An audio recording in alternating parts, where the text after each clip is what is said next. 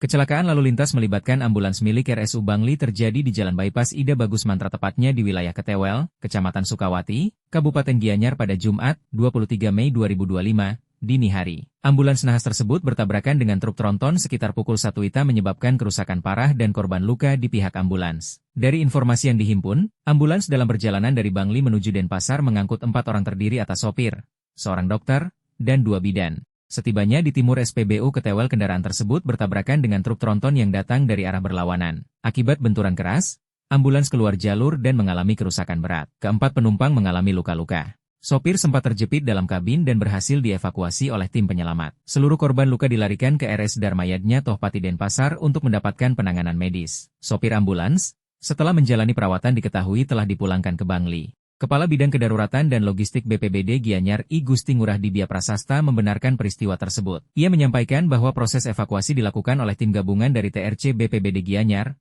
PSC 119 Gianyar, PMI Gianyar, dan Unit Lalu Lintas Polres Gianyar. Hingga saat ini penyebab pasti kecelakaan masih dalam penyelidikan pihak kepolisian.